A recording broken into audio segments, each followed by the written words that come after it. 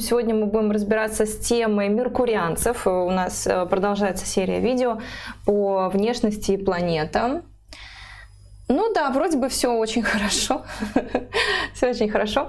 Давайте тогда начнем. Меня зовут Калинина Татьяна, я руководитель школы прогнозов Альфа. И сегодня мы с вами начинаем вторую трансляцию по поводу внешности человека и как это посмотреть через гороскоп. Либо как, посмотрев на человека, предположить, какой у него гороскоп и какая у него лидирующая планета. Эта планета подскажет нам его черты характера и как с ним, как к нему подойти и как к ним... Она, в общем, эта планета подскажет нам, как найти подход к человеку и чего от него можно ждать. И пока я готовилась к меркурианцам, я нашла несколько очень классных гороскопов кетунианцев. Напишите, пожалуйста, у кого там кету в первом доме. Ну и напишите, кто у нас на трансляции сейчас среди зрителей, уже присоединившихся, имеет Меркурий в первом доме, либо хозяина первого дома Меркурий сильный в вашем гороскопе. Прежде чем начать сам разбор меркурианцев, я вам расскажу о том, что вот-вот день или даже полдня выйдет наше первое видео с астронаблюдений. Мы назвали эту рубрику «Охота за звездами» и будем смотреть вместе. Мы ездили, наблюдали туманность Ориона, туманность Ирис, туманность Малая Гантель и так далее, и так далее. Очень красивые объекты. Покажу вам, расскажу, как это быть астрономом-любителем и пытаться схватить эти звезды на свой компьютер или телескоп. Прежде чем мы посмотрим первого меркурианца, мы сегодня приготовились хорошо, и у нас меркурианцев много, и мужчин, и женщин достаточно, чтобы разобраться в этом типаже. Давайте обсудим теоретически внешние признаки меркурианцев. Обычно у меркурианцев вытянутое лицо. Черты лица не только вытянутые в этой области, то есть я имею в виду не только овал лица, вытянутым, но может быть нос, скулы такие не горизонтальные, а более вертикальные. И обычно у таких людей длинный нос. Вот это такая отличительная особенность. Узкий и длинный нос. Он может быть немножко заострен. Если есть влияние Венеры, он будет кругленький на кончике. Тут уже по вариации, да, возможно. Но чистый такой классический меркурианец имеет острые черты лица, острый носик.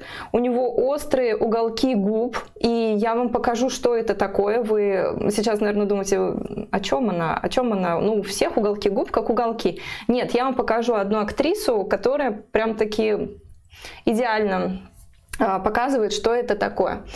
И самое интересное, что у меркурианцев наблюдается, что у них высокий лоб, и этот лоб расширен к верхней части, то есть к макушке у них лицо расширяется.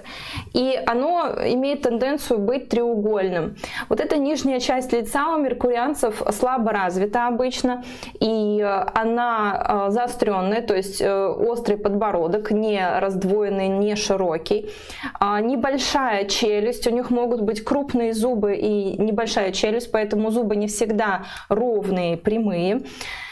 И у них тонкие губы, остренький нос, и расширяется лицо наверх, подбородок маленький, а лоб, можно сказать, не совсем пропорционально больше. И также лоб имеет трапециевидную форму, расширяясь наверх. Что еще интересно? Узкие губы. Это я сказала, заостренные черты лица. Вот. И что касается тела, меркурианцы очень редко бывают с лишним весом. И более того, в их теле прослеживается тонкость. То есть они обычно имеют низкий вес, они сухие. То есть у них мало обычно отечности, они обычно, ну, скажем, когда смотришь на их тело, ты видишь мышцы, сухожилия, то есть они вот такие подтянутые.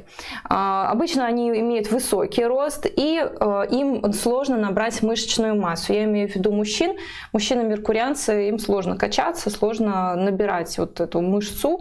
Они обычно, если, ну, скажем, не прилагают значительных усилий к этому, то они все равно приходят свою вот эту натуральную форму, высокий, худой, с тонкими руками, тонкий торс, то есть у них могут быть не очень широкие плечи. Ну вот что отличает одного худого человека от меркурианца, от другого худого человека? Именно форма лица. И именно вот эта отличительная особенность, лоб, расширяющийся наверх, высокий лоб, вам подскажет, что это меркурианец, на которого сильно влияет планета Меркурий. А также диспропорция между верхней третью и нижней третью. Действительно, челюсть у них обычно слабо развита. Ну, по сравнению с, я не знаю, там, марсианами какими-нибудь, которые достаточно такие тяжелые внизу. Ну и мы с вами обсуждали овальный тип лица венерианцев, помните? Там все было пропорционально, никакая треть не выделялась, все было округленькое, адекватного размера. Вот у меркурианцев немножко есть диспропорция, во-первых, по третьим лица, как я вам уже объяснила, а во-вторых, у них обычно небольшого размера глаза. То есть вот на их вытянутом лице глаза достаточно маленькие, и у них вытянутый нос. Вот такая картина. Сейчас, наверное, вы думаете, боже, что же за непривлекательных людей сейчас нам Татьяна покажет. На самом деле, такой типаж лица тоже очень даже ничего, я вам покажу сегодня. Первый наш меркурианец, это будет мужчина, известный актер, которого зовут, который играл Шерлока Холмса. Это у нас Камбербэтч. Ну вот как-то так. Типичнейший меркурианец. У него высокий лоб, как вы видите. Вот эта линия роста волос тоже завышена. У них, кстати, часто наблюдается такая диспропорция, одна половина лба больше, чем вторая. Ну, может быть, это формируется из-за того, что они носят пробор там на одну сторону. Может быть, это не связано с планетами. Но часто, да, когда высокий лоб, то мы видим завышенную линию роста волос на одной из половин. Глаза небольшие, как вы видите, лицо длинное, поджатые такие губы, и если мы, ну, кстати, у Камбербэтча наиболее развитый подбородок, чем у всех остальных собравшихся. Ну, напишите, пожалуйста, вот знакомые есть у вас такие? По внешности похожи на инопланетян. Ну да, что-то такое есть. Но вот это очень узнаваемый типаж. Действительно, меркурианцы выглядят вот так. Давайте посмотрим вторую его фоточку. И тут, кстати, нужно учитывать, что все-таки в юности больше проявляется характер той или иной планеты. После того, как начинается процесс старения, все мы как бы уже потом больше на одно лицо. Вот молоденький Камбербэтч, видите, тоже вот он высокий, худой, стройный, не видно такой прям развитой мускулатуры, ну то есть вот такой вот интеллигентный парень с большим объемом головного мозга и неразвитой челюстью. Ну ладно, хорошо, вот что касается этого актера, у него с нижней частью лица все достаточно пропорционально, хотя вот эта вытянутость все равно остается, конечно. И видите, вот эта вот форма лба, она с самой юности была, то есть это он не полысел с годами, да, и вот как бы лоб отступает туда и отступает. Он с самой юности был вот такого формата. Вот такая история. Давайте посмотрим его гороскоп. Характер моей профессии мы немножко позже обсудим. А сейчас Бенедикта Камбербэтча. Смотрите, он восходящая дева, да, это у него первое влияние Меркурия. Также Меркурий достаточно близко находится к Куспиду дома, что тоже набирает силу. Меркурий находится во множестве раджа-йог, например, он здесь стоит с хозяйкой 9-го дома. То есть хозяин 1 плюс хозяин 9, хозяин 10 плюс хозяин 9. Все это дает ему вот эту популярность, известность, силу харизмы и хорошую карьеру. Сатурн здесь недалеко. Сатурн у нас хозяин 5 дома, тоже с Меркурием формирует еще 2 раджа-йоги. То есть все раджа-йоги, которые могли бы быть возможны, Камбербэтчем реализованы, ну, по крайней мере, ну вот хотя бы, ладно, Юпитер здесь как бы от этой компании отстает, но он все равно формирует минимальную раджа-йогу, то есть комбинацию счастья и богатства, хозяин 7 дома в 9. Вот так вот. Смотрите, видите, у него тут, кстати, есть Баларишта, это указание на проблемы в детстве со здоровьем, и, возможно, при каких-то отягчающих условиях это может быть даже смерть. Между прочим, аспект Сатурна здесь есть на эту Луну. Ну, видите, вот такой гороскоп. Что касается характера таких людей. На самом деле очень много ходит меркурианцев. Это, правда, очень распространенный типаж. И вот что я вам скажу про меркурианцев. С ними важно разговаривать на их языке. Они такие достаточно логичные, не любят отпускать себя, то есть эмоционально, скажем так, какие-то неровные состояния они не приемлют, они достаточно логичные, все-таки Меркурий на них сильно-сильно влияет. Логика, ригидность, наверное, надо объяснить вам, что такое ригидность. Это свойство характера, свойство психики, когда ты склонен делать все по правилам, то есть вот в жизни все должно быть регламентировано, там, вовремя, пунктуальность очень важна, и эти люди, они редко выходят за какой-то стереотип, то есть вот у них есть представление о том, как должно быть правильно, и они могут быть очень большими перфекционистами, требуя от себя и от других, чтобы все выполнялось вовремя, по правилам и, в общем-то, с хорошим качеством. Давайте следующего посмотрим мужчину, следующего меркурианца. Это тоже достаточно привлекательный молодой человек, несмотря на ту нелестную формулировку, которую я дала сначала, да, что здесь диспропорция, там диспропорция. Давайте посмотрим на этого молодого человека. Тоже у него верхняя треть лица заметно выделяется. У него также есть вытянутость вот это в лице. Губы его тоже достаточно тонкие.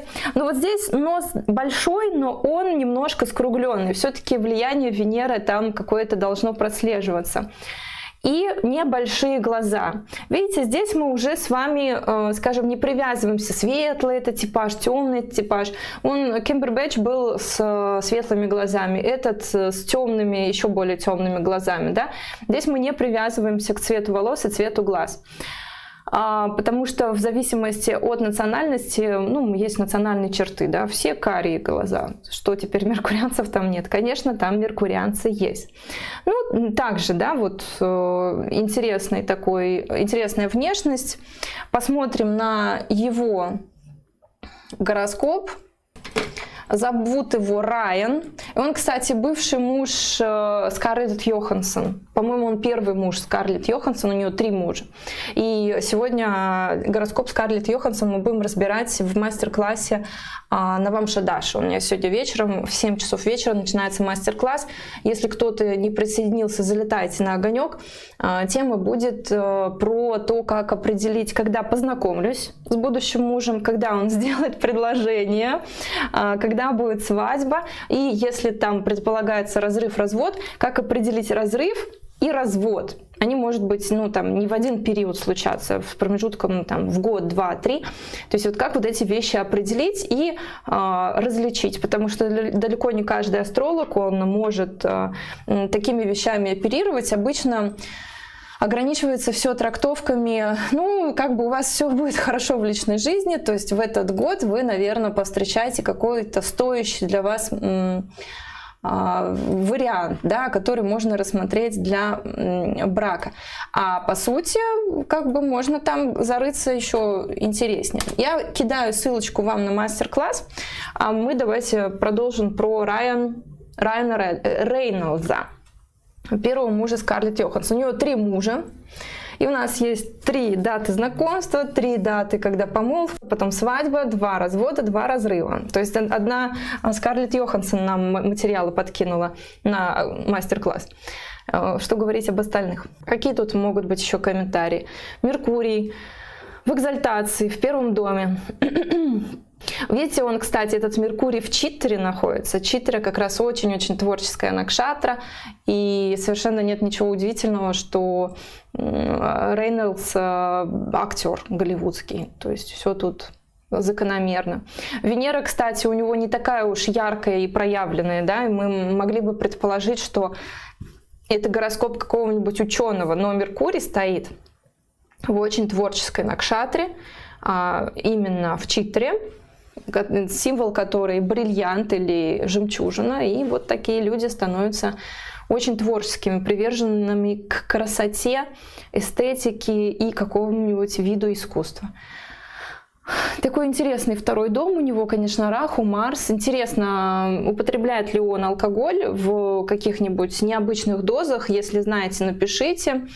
Будет интересно, конечно, потому что с таким 2-м домом однозначно что-то там нечисто. Либо постоянно диету надо соблюдать из-за каких-то заболеваний, либо что-то еще. Судя по Меркурию, все-таки у него есть склонность к болезням легких и аллергии. Анна пишет, читры любят себя украшать, в отличие от хасты. То как бы тут посмотрите-ка, тут хаст у нас будет много. Хотя, может быть, и да. Женщины, кстати, такие поскромнее. Эти мужчины, видно, что они все выхолощенные, такие красивые, все продумано. Но, с другой стороны, откуда я взяла фотографию? Фотографию я взяла с красной дорожки. Какие они там должны еще быть. Ну, посмотрим, посмотрим. Ну что, третья будет уже девушка. Потому что вот я как-то, когда составляла первую презентацию для венерианцев, я думала о том, что ну хоть бы одного мужчину включить, да, для того, чтобы мужской и женский типаж посмотреть. А с меркурианцами как-то пошло именно, что мужчин больше. И с мужчинами интересно. Вот актриса Хелен Харт, вот чистой воды меркурианка. Вот я не знаю, кого еще подобрать на эту роль. Наверное, больше меркурианки на планете Земля не ходят сейчас на данный момент. А также как Грейс Келли это венерианка чистая, характерная, и Эмбер Хёрд венерианка, то вот это типаж, конечно, Хелен Харт меркурианский. Смотрим. Высокий лоб, очень высокий лоб для женщины, да? Она немножко челкой так это как бы прикрывает, я так понимаю. Старое фото. И мне, между прочим, пришлось покопаться с женщинами, потому что голливудские актрисы все уже почти себя переделали. Николь Кидман оказалась китунянкой, поэтому вообще не подходит. Так что мне пришлось вот здесь найти актрис, которых, знаете, как-то из прошлого поколения, которые еще себя полностью не перекроили, потому что современные актрисы, конечно, венерианки либо косят под либо подделки, реплики венерианок. Ну вот, актриса 90-х годов, достаточно известная, и в 80-х она была известна, Хелен Харт. Острый нос. Да, достаточно длинный нос. Обратите внимание, что вот в этой зоне у носа Хелен нету выемки вот этой, характерной для славянского вида лица. У нее идет прямой нос, от межбровья прямо начинается прямая линия. Это тоже один из таких отличительных признаков. Ну, если его нет, это не значит, что ты меркурианец, но если он есть, то, скорее всего, даже можно игнорировать остальные признаки, ты меркурианец. Вот такой вот высоко начинающийся нос, грубо говоря. Небольшие глаза, небольшие губы, не пухлые, и заостренный вот такой подбородок. Само по себе лицо тоже очень-очень длинное. Ну, сравнительно с моим, да, вот я сегодня специально собрала волосы, у меня больше как-то, наверное, венерианский тип, то есть более округлое лицо. Здесь выразительное, но вот, между прочим, такие лица, их очень сложно переделать. То есть, например, вот если венерианку или венерианца, ну хорошо, венерианку накрасить, из нее можно сделать все, что угодно. И женщину-вамп, и какую-нибудь а-ля девочка baby-face, и все, что угодно. То есть эти лица перекраиваются под все, что угодно. Вот это лицо ты уже не переделаешь. То есть это очень выразительное, характерное, индивидуальная такая внешность.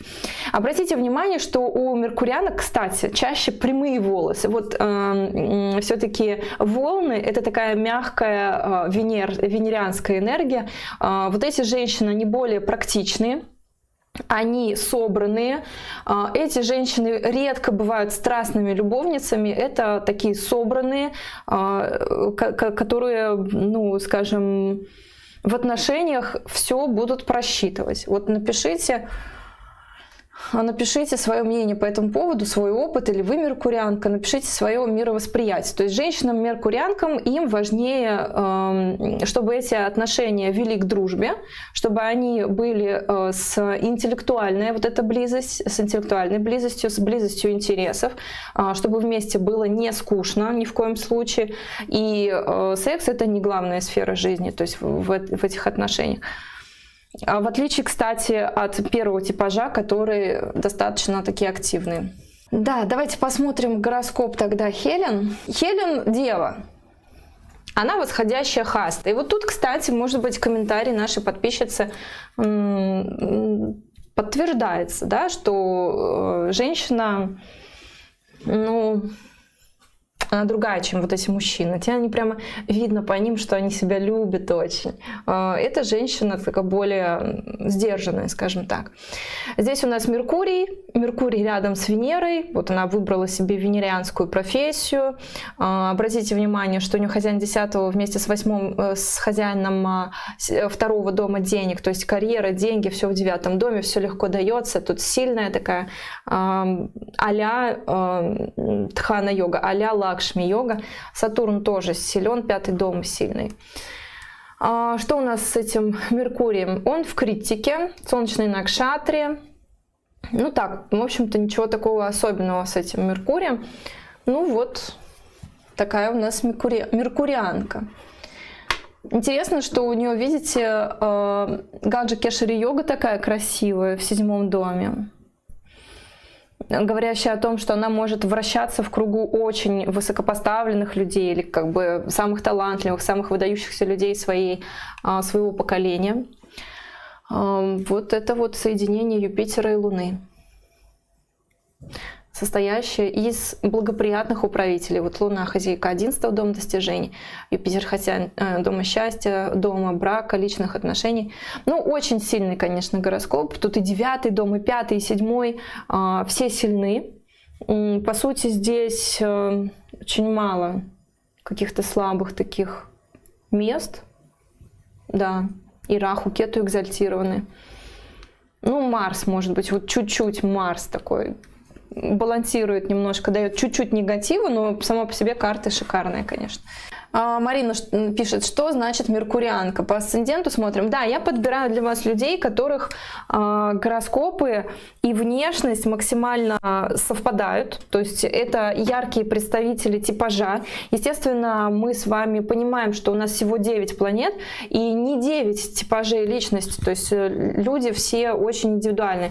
Это обеспечивается тем, что смешиваются основные типажи. Кто-то Меркурий все соединил и Солнце, кто-то Кету и Меркурий, кто-то Венеру и Меркурий соединил. То есть, ну, люди разные. Ну, вот я стараюсь подобрать такие примеры, где первый дом находится под очень сильным влиянием их типажа. И отсеиваю те гороскопы, где вроде бы тоже меркурианец, но как бы так вот смешанный. У нее был роман с Николсоном, она правильная девочка. Правильная девочка. Вот да, действительно, правильная девочка — это такая вот характеристика вот этой склонности быть ригидной, да, то есть все должно быть правильно, все должно быть по расписанию и так далее. Любимая моя актриса, с удовольствием вам ее покажу, тоже меркурианка чистой воды, Джоди Фостер. Вот с Джоди Фостер я обожаю два фильма. Первый — это фильм «Контакт» про женщину-астронома, которая открыла приходящий контакт от внеземной цивилизации. Радиоастрономией она занималась. И там такие интересные съемки, которые действительно показывают огромный радиотелескоп. Его ширина, насколько я помню, его диаметр то ли 300, то ли 500 метров. Это огромный телескоп, который даже он не стоит на какой-то опоре, а он находится в углублении в Земле, в тропической стране какой-то, там не оговаривается какой. В общем, очень интересный фильм, называется «Контакт», 1997 года. И там Джоди Фостер играет главную роль вот этого женщины-ученого. И тут режиссеры, те, кто выбирал актеров, угадали на 1000% типаж самой Джоди Фостер, такой меркурианки, и ее роль. Потому что, конечно, она должна быть ученым, она должна... Вот, кстати, по фильму она даже жертвует своей личной жизнью. Она даже там как-то... Не то чтобы она жертвует, то есть ее никто не заставлял это делать. У нее не было таких обстоятельств, что либо ты вот с этим мужчиной, которого ты любишь, либо ты занимаешься наукой и продвигаешься в этой сфере. То есть никто ей такие вилы не ставил. Но она сама как-то проявляла огромную заинтересованность, самоотверженность в сфере науки. И, ну, так вот, время от времени встречалась с мужчиной, которого любила, ну и так она с ним и не осталась, просто посвятила свою жизнь науке и исследованиям. Это очень похоже на типаж меркурианца. Меркурианцу нужна свобода, меркурианцу нужно наполнять свою голову с вот этим высоким лбом различными знаниями, и чтобы никто тебя не ограничивал. Это, в общем-то, свободные люди такие внутри, они самодостаточные. То есть это не то чтобы эгоизм, это не то чтобы какая-то неполноценность. Давайте вспомним символ близнецов. Мальчик и девочка. И даже на звездном небе мы видим фигуру двух людей, ну там мужчина и мужчина. В астрологии в древней индийской девочка и мальчик. Это люди, которые внутри уже имеют партнера. То есть это мы, извините, там какие-нибудь венерианцы, да, как половина яблока. Мы все ищем, кому бы прилепиться, чтобы стать цельными. А эти цельные уже изначально от природы. У них внутри уже сидит какой-то партнер второй, которого они развлекают, и знания с ним какие-то новые получают. Им самим собой хорошо. Вот в чем их отличительная особенность от других типажей. Поэтому иногда со стороны кажется, что они там легкомысленные, что они не привязываются, то есть не умеют привязываться глубоко. Но если так рассудить, то это, на мой взгляд, больше про самодостаточность, чем вот это вот все время стремление к кому-то присоединиться, прилепиться и стать цельным, согласитесь. Вот так вот. Обалденная актриса, кстати, про внешность вообще ничего не сказала. У Джоди Фостер даже, извините, немножечко кривой нос. Ну, как бы, чуть-чуть. Ну, потому что очень длинный. И вот, между прочим, смотрите, вот эта вот с возрастом появляющаяся межбровная складка, она еще больше удлиняет этот нос, она продолжает его прям. Но мне ее лицо очень нравится, потому что оно, извините за выражение, не переделанное. Здесь не сделаны губы, здесь не сделаны... То есть вот она такая в юности была, и вот она вот так вот и старилась с годами. Это ее естественное лицо. Как вы видите, здесь уже даже в женском лице уже более острые черты лица касаемо овала лица, то есть уже вот здесь вот у нас какая-то выемка идет. И вот то, что я говорила вам про скулы. Скулы очень-очень длинные. Помните, у венерианцев у них просто здесь большой перепад, то есть от высокой точки к щеке, да, вот в том месте, где челюсти смыкаются. У Джоди Фостер прям вот эта линия такая, прям до до подбородка, до конца подбородка. Кстати, мне наш оператор Влад рассказывал, как в Голливуде снимают, какие у них стандарты съемки. Они считают, что полубоком ракурс, когда вот здесь выделена такая светлая зона, тень от носа падает на щеку, и ты видишь одну сторону актера освещенным, вторая сторона лица, сторона головы в тени, там темный такой вот цвет, именно темный насыщенный цвет, и вот этот такой треугольник света. Вот здесь вот повторен этот типаж того, как делалась съемка. Ну, съемка, видимо, была тоже голливудская фотосъемка.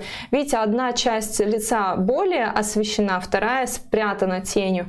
И, как мне кажется, вот здесь еще есть тень, вот на этой части лба.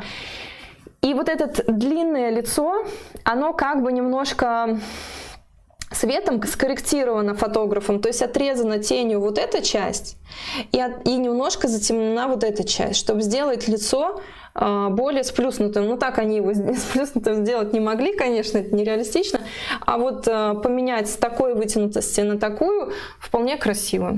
И вот тут немножко у нее там какие-то волны, которые смягчают острые черты лица. Ее преследовал долгое время какой-то сумасшедший фанат, поэтому она избегает мужчин в отношениях. Мэрил Стрип. Надо, кстати, было посмотреть Мэрил Стрип. Тоже похожая женщина, но у нее может оказаться Кету. Кету с Меркурием схожий типаж, но я их специально разнесу в разные места, то есть не будет следующий эфир про кетунянцев, чтобы вы, ну как бы у вас укоренился этот сначала, чтобы вы потом с кетунянцами не путали. Но у кетунянцев более странные лица, то есть это все-таки классический типаж. Как вы мне сказали в начале нашей трансляции, очень много вокруг меркурианцев. Вот кетунянцев меньше, они прям такие странненькие. Хотя тоже с острыми чертами лица и все такое. Так что про Кету расскажу вам. И Мэрил Стрип, она уж очень так там с острым всем. Надо проверить, не оказалась ли бы она у нас кетунянкой. Хорошо. Еще покажу еще одно фото с Джуди Фостер. Вот боком, да, вот боком лицо характерной меркурианки. Острый подбородок, не закругленный, острый нос. И посмотрите на форму, как это называется? Форму ноздрей. Помните, венерианцы у нас были более кругленькие, а здесь прям вытянутые такие ноздри, тоже глаза вытянуты, ну, макияжем, по крайней мере. Вот самое характерное — это вот эта линия носа, и вот здесь, как вы видите, губы. Очень интересные губы. Они небольшие, не пухлые, как это сейчас модно, и как все современные актрисы, блин, теперь все венерианки как одна. И у нее вот эти острые уголки губ. Почему-то они очень бросаются в глаза. Может быть, потому что эти уголки губ повторяют по форме кончик носа, повторяют вот эту вытянутость подбородка, вот эти стрелки, которые уходят в сторону. То есть это на лице очень видно. Ну вот так. Красивая женщина. Мне она очень нравится. Я обожаю с ней еще один фильм, тоже очень классный этот фильм, описывает меркурианцев. «Анна и король». Напишите, смотрели такой фильм или нет. Если вы его не смотрели, заклинаю вас, пожалуйста, уделите сегодня «Анна и король», посмотрите, уделите время, вы получите невероятное удовольствие. Там красивейшая природа, очень дорогой фильм, шикарная эта актриса, романтический сюжет, все вообще просто супер. Так вот, она играет в этом фильме англичанку, учительницу, которую приглашает король Сеула, по-моему, она в Сеул приезжает. Если это не так, поправьте меня, я в комментариях посмотрю. Ее приглашают в королевскую семью преподавать мальчику, наследнику. И она приезжает такая вся эмансипе, Мужа у нее нет, она мужа похоронила, она приезжает со своим мальчиком, со своим сыном. И вот как она начинает добиваться от этого ретрограда короля там свой дом, по своим правилам пытается как-то его переучить. Очень интересный фильм.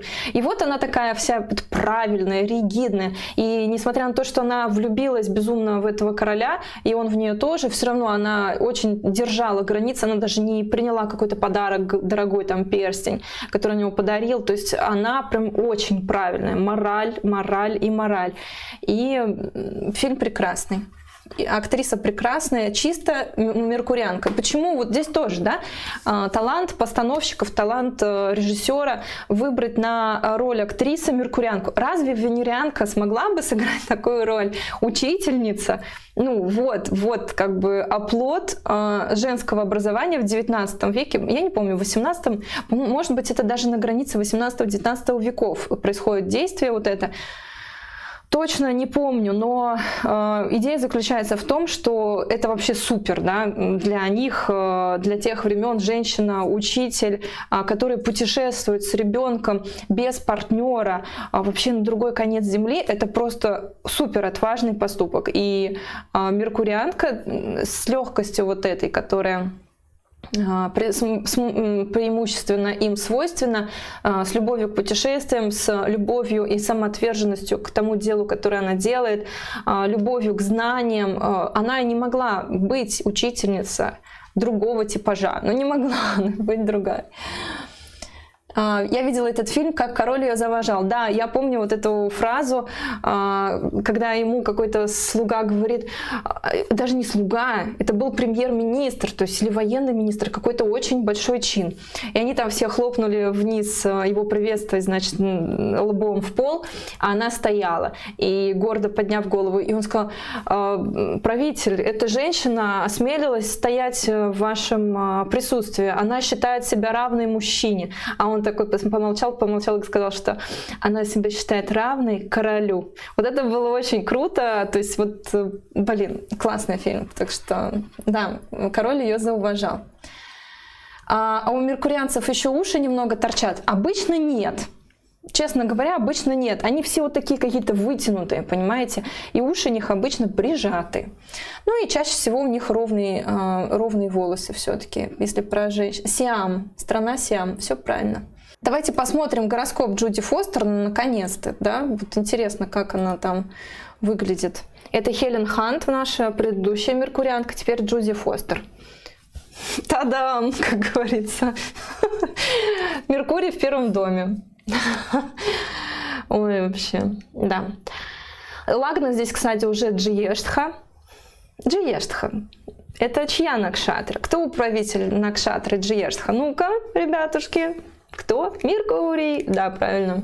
Это меркурианская накшатра, то есть здесь Лагна в меркурианской накшатре, Меркурий сам в первом доме, хотя Меркурий далековато от Лагны, но, как вы видите, результат налицо, чистая меркурианская внешность. И вот я, когда открыла гороскоп Джуди Фостер, первое, конечно, это я порадовалась тому, что я вот здесь увидела, а второе, это вот это. А вот это всегда преступление, ну, всегда. В моей практике это преступление против человека, это какая-то угроза жизни. Я видела и убитых с такими гороскопами, и убитых я видела с такими гороскопами. И вот здесь как будто вопрос, то есть Марс в падении вместе с Раху. И вот этот Марс и Раху, они начинают активизироваться. Смотрите, у нее сейчас идет период, ну это бог памяти, период Солнца у нее сейчас идет. И у нее все отлично, хозяин 10-го в первом, да, а потом у нее начнется период Луны, тоже вроде ничего, а с 23-го года, 23-24 год начинается период Марса, потом Раху. И я думаю, что в период Луны она может заболеть, и Марс Раху, либо что-то такое. И Марс Раху однозначно вот в гороскопе Джуди Фостер в ближайшие 4 года будет какая-то опасность для здоровья. Это вот к бабке, как говорится, не ходи. Там еще я гороскоп D9 открывала, естественно, потому что заинтересовалась. Луна была в 6-м доме, хозяйка, по-моему, 12-го в 6-м. То есть вот там говорилось о болезни. Но дай бог, чтобы это оказалось неправдой. Нет. Ко мне зашли кто-то с улицы, даже не поняла, кто. Я думала, что это кто-то из нашей команды, и оказалось, что нет. Если в асценденте нет планет, вопрос прекрасный. Это совершенно не значит, что у вас нет лица, нет типажа. Нужно смотреть самую сильную планету в гороскопе. Вот у меня, например, смотрите, опять же, да, из урока в урок свой пример разбираю. У меня я восходящий Анурадха, да? Да. То есть у меня хозяин Анурадхи Сатурн, с сатурнианской внешностью у меня, конечно, мало чего связывает. У меня Сатурн в первом доме, в этой же самой Анурадхе. И как бы, тем не менее, к Сатурну я отношения не имею. А имею отношение к Венере или Луне. И вот Венера с Луной у меня достаточно сильно расположены. Но они к первому дому отношения не имеют. По другой версии, смотрите, если восходящий Скорпион, ну тоже как бы, да, вот вам на размышление, подумайте об этом. Восходящий Скорпион и восходящий Водолей имеют двух управителей. Скорпион — это Марс и Кету, а Водолей — это Сатурн и Раху. И вот если разбирать мой гороскоп через управителя Кету, то там уже все правильно, потому что Кету мой находится в Читре, в знаке весов, соответственно. То есть вот и Читра и знак весов влияет. И еще Венера аспектирует этого Кету. То есть она аспектирует свой собственный дом и аспектирует Кету. И вот так в моем гороскопе Венера выкрутилась. Вот если вы восходящий Водолей, посмотрите еще через Раху, где там Раху располагается, какие соседи, с кем соединен, там, от кого аспект принимает и так далее. А второй дом имеет отношение к лицу? Я думаю, что нет. Я думаю, что нет. Все-таки никогда я не видела адекватных каких-то примеров. И вот сейчас я эти типажи прорабатываю, да, готовлю до вас, и тоже, связи, какая она, что она, юпитерианка. Юпитерианки, у них обычно такое немножко дутловатое лицо, оно круглое, крупный нос, такой более круглый, губы мощные вот эти дуги надбровные. То есть вы, юпитерианцы, тоже вы ни с кем не спутаете. Поэтому я думаю, что второй дом не имеет отношения к делу происходящему. Дальше. Что интересно еще? Мы же с вами не обсудили. Важное — это то, какие профессии выбирают люди и как к ним найти подход меркурианцам, да, нашим. Напишите еще, понравился ли вам этот типаж, близок или нет, или там типа нелюбимая, не люблю такое. Напишите. Итак, характер меркурианцев: сосредоточенные, сдержанные, логичные, умные, интеллигентные, ценят пунктуальность, склонны к ригидности, трудно расслабиться, отпустить свои чувства и очень исполнительные. Какие профессии они выбирают? Учителя, журналисты, распространители информации, распространители товаров, писатели, инженеры. То есть те, кто вот с точностью работают, всякие математики, инженеры, астрономы, сюда. Работники СМИ, научные сотрудники, пиарщики и вот такое слово я подобрала — продажники. Те, кто занимается продажами. Так, а как узнать? Ребята, сейчас я вам открою. Вообще все эти видео я делаю для того, чтобы вы просто взглянули на человека и, не открывая его гороскоп, увидели: так, ты меркурианец, ты там марсианин, и ты там еще кто-нибудь, солнечный, да, тип. И смогли уже предположить, какой у человека характер, какие у него ценности. Вот они, пожалуйста, вот его ценности. И как к нему подойти, да, с какой стороны. Сейчас мы это обсудим. То есть, чтобы вы без всякого гороскопа увидели, какая планета на него влияет. Вот в чем соль наших сегодняшних рассуждений. Да, вы можете посмотреть какой-нибудь гороскоп, не знаю, ребенка, которого вы никогда не видели, и предположить его внешность. Но зачем, блин, это вам? Если у вас есть гороскоп ребенка, значит, у вас есть какая-то связь с матерью, да, может фотографию показать. Ну, то есть в эту сторону это не очень интересно работать. А вот какого-нибудь нового знакомого или какого-нибудь нового начальника оценить, так, этот меркурианец, этот потребует с нас вот это, а вот это венерианец, с ним там надо в ухо востро, да, потому что он может быть ходок. Ну, в общем, вот так, вот в этом весь смысл. Итак, как найти подход к меркурианцу? Конечно, прежде всего необходимо быть с ними на одной волне. Не давить сверху, не казаться авторитетом, не стараться выделиться и показать какую-то доминантность свою. Ни в коем случае. Это люди очень легко восприимчивые, они вас будут считывать на раз-два. Они мудрые и умные люди. И любой жест ваш, какой-то выдающий раздражение, обязательно будет замечен. Любой жест пренебрежительный будет замечен, считан этими людьми. Они, может быть, и сами не понимают, как это у них работает, но они за счет планеты Меркурий имеют талант подстраиваться под разных людей. Они их считывают им и интуитивно, эмоционально, по жестам, по всему. И они имеют талант пристроиться. Поэтому не обольщайтесь. Если вы с меркурианцем нашли общий язык, вам кажется, боже мой, вы как будто бы 100 лет знакомы и как будто бы созданы друг для друга. Этот же человек, этот же меркурианец, вот у него такой талант быть хамелеоном. Он пойдет встретиться с другим человеком, и он настолько классно подстроится и под то, как говорит человек. Он увидит, так, у этого интеллигентная речь, так, мне с ним нужно следить за языком. А этот немножко такой более разболтанный, да, допустим, с ним я тоже могу ха-ха-ха, там вот как-то более просторечным языком общаться. То есть они на всех уровнях подстраиваются под человека. Поэтому я говорю, не радуйтесь, если вам кажется, что ой, как мы классно совпали. У меркурианца это норма. Но знаете, что он ценит дружбу. Для них дружба — это вообще большая ценность. И быть другом, скажем так, ненавязчивым, разделить интересы. Не нужно меркурианцу говорить, боже, у тебя так развиваются волосы на ветру, там, допустим, если вы к женщине, да, подбиваетесь поближе. Это венерианки можно рассказывать, эти уши развесят и все. А вот меркурианцы, с ними надо по-особенному.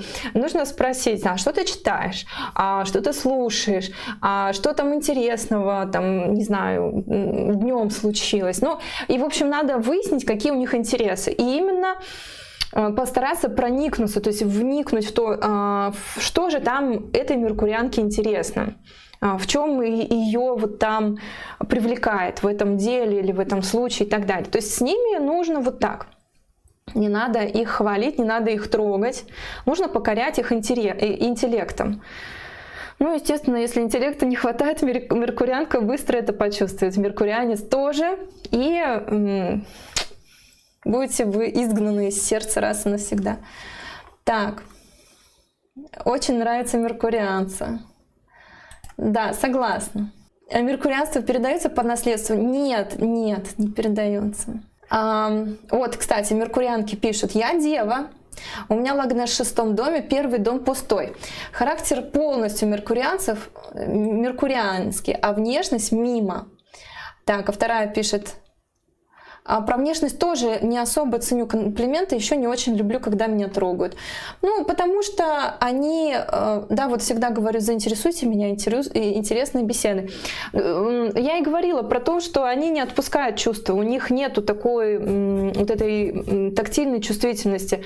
Меркурианку не покоришь там каким-то прикосновением, да, а вот венерианка, она, допустим, может вот от одного прикосновения, там, не знаю, вспыхнуть любовью или ненавистью. То есть они чувствительны именно телом. Эти чувствительны мозгами и интеллектом. И они как бы такой аналитический центр у них там мощный. в маленькой голове огромный аналитический центр, поэтому он будет анализировать все, и как у вас лежит вот прядь вот здесь, они будут все это замечать, и, значит, здесь пыль есть или нет, и все, в общем, сканирование будет с ног до головы. Меркурианцам достаточно сложно влюбиться, потому что они видят недостатки. Они видят все детали, ну и когда ты, извините, видишь, одни видят на человеке какой-то образ, другие видят какие-то его косяки в макияже, и где-то там что-то, какие-то нюансы по одежде, совсем другие вещи. Но меркурианцы влюбляются, если ты реально вот возьмешь тоже там, я не знаю, телескоп и попрешься с ним в поле, вот с этим человеком. Или они влюбляются, если ты тоже какой-то разделяешь дело, какой-то интерес разделяешь. Или вдруг, если они в тебе найдут какое-то новое область знаний или область хобби, которое им не было открыто, а ты вот увлечен своим делом, и они обязательно притянутся и вот это будут ценить, что у тебя есть свое дело, своя сфера интересов.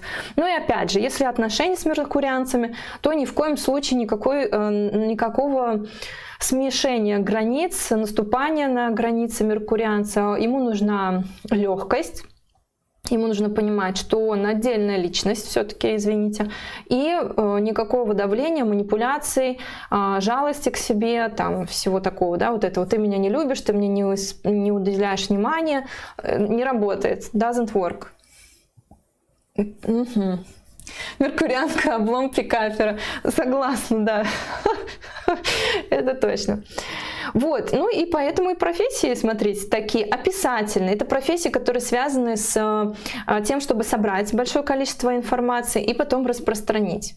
Ну или там как-то ее обработать, проанализировать, сделать какой-то вывод, либо распространить. Это вот люди про это.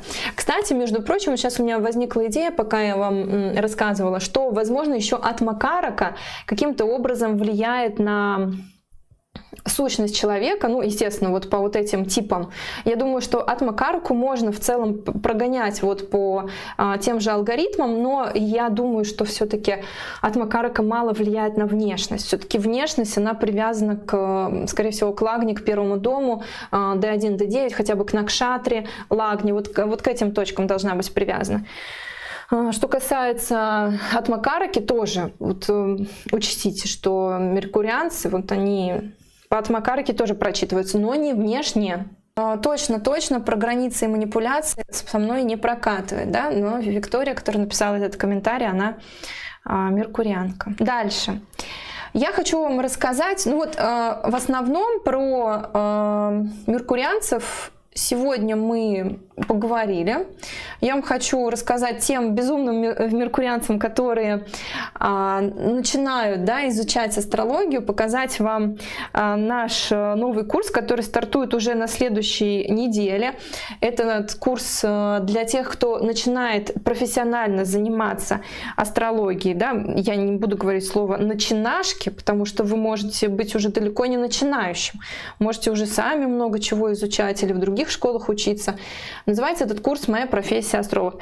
21 февраля он стартует. Я где-то оговорилась пару раз, сказала 23-го, потом моя команда меня поправила. 21 февраля стартует этот курс «Моя профессия астролог».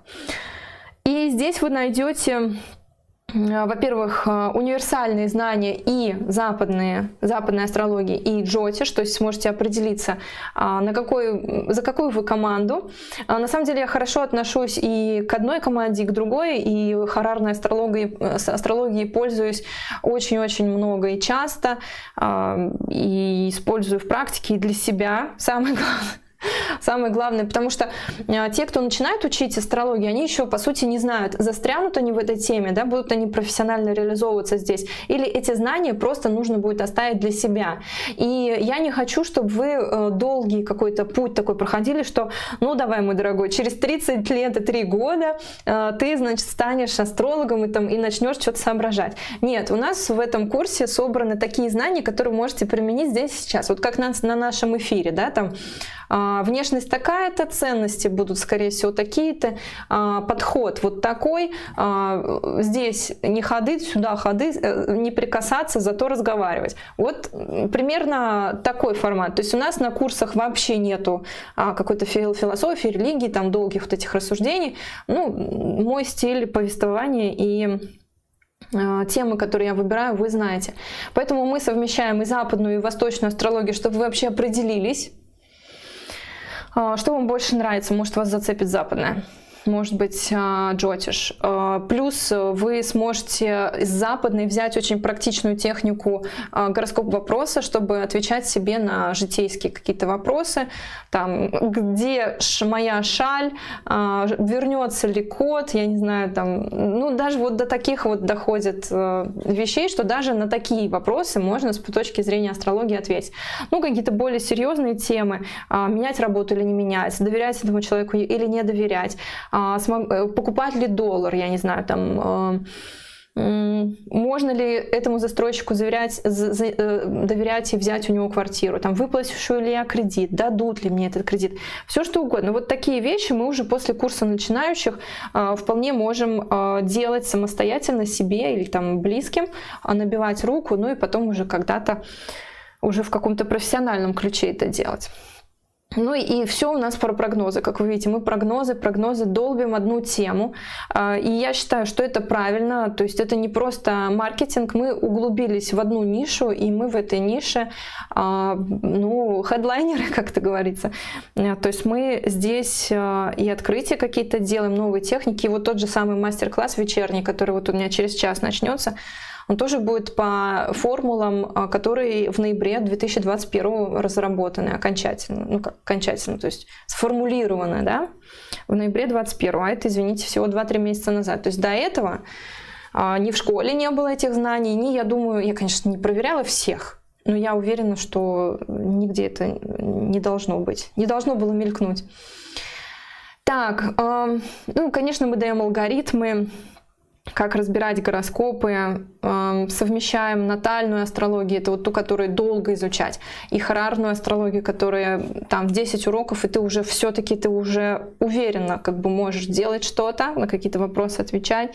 Совместимость и любовь в этом курсе, классный блок, который я считаю одним из сильных сторон этого курса, потому что, опять же, да, вот можно посмотреть, какая у тебя планета с партнером вместе находится, попала там в один дом, в один знак. Что это значит? То есть на каком уровне вы совмещаетесь? Вы можете вместе дружить, это деловая совместимость, или это именно любовная совместимость, которая бах и выгорела, или это любовная совместимость, которая на годы длинные, да, на долгую жизнь. Вот все такие нюансы. Ну и старт нового потока 21 числа. Все теоретические уроки проходят со мной. Практически, нет, неправильно я говорю, не все. Девочки еще наши, Лена Карпинчик и Саша Ващилко, также ведут некоторые теоретические уроки и практикумы. Ну, естественно, все теоретические уроки, все практикумы по нашим формулам, по тем формулам, которые я давала в своих курсах, в своих видео и так далее. И на самом деле вот многие пишут, да, что уже смотря наш канал, они научились там делать то и то, или подтянули, собрали в систему. А на курсах еще больше, то есть там вообще лавина информации, и мне часто говорят, типа, ну а вот не боишься ли ты делать так много видео? Сейчас у нас на канале около 450 видео. Я говорю, да нет вообще, потому что эта тема неисчерпаема, и там очень много ценных техник, которые я даже ни разу не показывала и как бы сохранила, да, сберегла от канала, не показывала на канале, и поверьте, все это выкладывается в курсах. То есть у нас нет такого, что в курсах мы повторяем то же самое, что как бы можно на YouTube посмотреть. У нас, в общем-то, разграничение идет.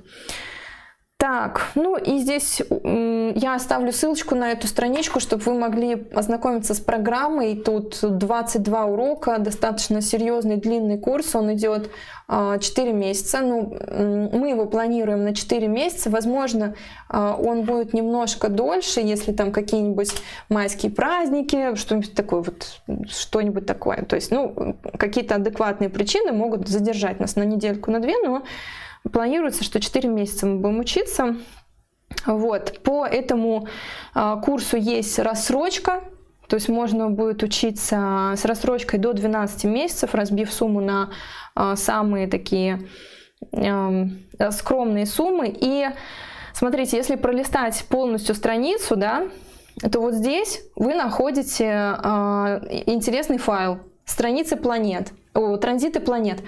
Транзиты планет по сидерическому зодиаку. Вы можете скачать этот файл себе, то есть вы заходите с телефона или где вы сейчас там сидите, с какого устройства вы заходите, долгое нажатие на картинку, сохраняете себе как PDF-ка или как просто фоточка, там уже выберите сами. И здесь у нас и транзиты Венеры, и когда затмения, солнечные, лунные, когда переходы планет из знака в знак, когда ретроградный Меркурий, когда там ретроградная Венера и тому подобное. И все до конца 2022 года. То есть, ну, достаточно полезно. Там, чтобы спланировать, я не знаю, какую-нибудь крупную покупку или какое-нибудь для личной жизни событие, то есть вперед. Вот, это наши астрологи сделали, наша команда сделала в содружестве с астрологами.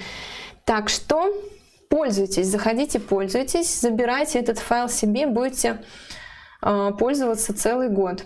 Ну, оставшийся год. Давайте посмотрю, что вы мне пишете.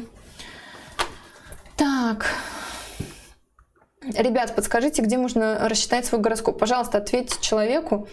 Есть, я могу подсказать, Джаганатха Хора, 7-я версия. Джаганатха Хора, еще раз.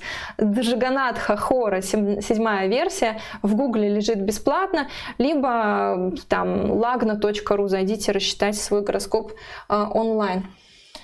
Так, за транзиты отдельное спасибо. Это правда нужно.